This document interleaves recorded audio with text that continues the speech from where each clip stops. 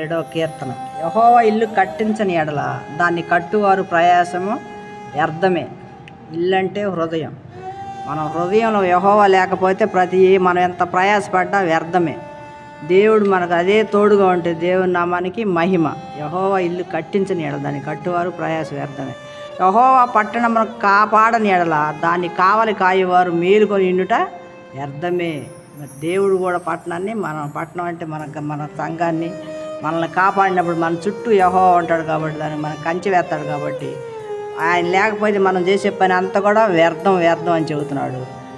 దేవుడు వ్యర్థం అని చెబుతున్నాడు. మీరు వేకునే లేచి చాలా రాత్రి అయిన తర్వాత పండుకొని కష్టార్జితమైన ఆహారం తినుట కూడా వ్యర్థమే. మనం లేచి దేవుడు లేకుండా మనం ఎంత పని చేసినా, ఎంత భోజనం చేసినా, ఎంత సంపాదించినా వ్యర్థం అంటున్నాడు. కాబట్టి అలాంటి వ్యర్థమైన పనులు మనం చేయకుండా యెహోవా యందు భయభక్తులు కలిగి ఉండాలి. 128వ కీర్తన. యెహోవా యందు భయభక్తులు కలిగి ఆయన త్రోవల యందు నడుచువారు అందరూ ధన్యులు. మరి ఏం చెబుతున్నాడు? ధన్యులు అని చెబుతున్నాడు. ఎవరు త్రోవలు నడవాలా? యెహోవా యందు భయభక్తులు కలిగి ఆయన త్రోవల యందు నడుచువారు ధన్యులు అన్నాడు. నీవు ధన్యుడవు, నీకు మేలు కలుగును. నీ లోగిట నీ భార్య ఫలించు ద్రాక్ష వలె నుండును. నీవు ధన్యుడు. ఎప్పుడు దేవుడిని కలిగి ఉన్నప్పుడు నీవు ధన్యుడివి, ధన్యురాలివి. నీ లోగట నీ భార్య ఫలించు ద్రాక్ష వలె నుండును. నీ భోజనపు బల్ల చుట్టూ నీ పిల్లలు ఒలీవ మొక్కల వలె నుందురు. ఎప్పుడు దేవుని యందు మనం భయభక్తులు కలిగి దేవుని మాటలు ఆలకించి దేవుని నామాన్ని మహింపరిచినప్పుడు మనం ఒలీవ మొక్కల వలె ఉంటామంట. మన బిడ్డలు కూడా అలా ఉంటారని చెబుతున్నాడు. యెహోవా యందు భయభక్తులు గలవాడు ఇలాగూ ఆశీర్వదించబడి. దేవుని యందు భయభక్తులు కలిగి ఉంటే ఏమంటాడు? లోకంలో ఆశీర్వదించబడతాం. ఈ లోకమే కాకుండా పరలోకం కూడా మనకి ఆశీర్వాదం, పరమ కానాను దేవుడు ఇస్తారంటున్నాడు. కాబట్టి మనం దేవుని యందు భయభక్తులు కలిగి ఉండాలంటున్నాడు.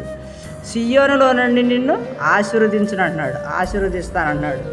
సియోను అంటే పరలోకం, పరమ కానాను. కాబట్టి మనం దేవుని యందు భయభక్తులు కలిగి ఆయన త్రోవలు నడిచేవారందరూ ఆశీర్వదించబడతారన్నాడు. నీ జీవిత కాలం అంతయు యెరూషలేమునకు క్షేమము కలుగుట చూచేది అన్నాడు.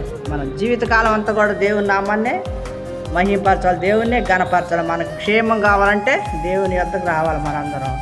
నీ పిల్లలను నీవు చూచేది ఇశ్రాయేలు మీద సమాధానం ఉండును గాక. మన బైబిల్లో ఎవరు పిల్లలను చూసాడు? ఏబు గారు చూశాడు. ఏబు గారు 42వ అధ్యాయం మరి 12వ వచనం 4 తరాలు ఏబు గారు చూశాడు. కాబట్టి మన పిల్లల తరం చూడాలంటే దేవుని యందు భయభక్తులు కలిగి ఉండాలా.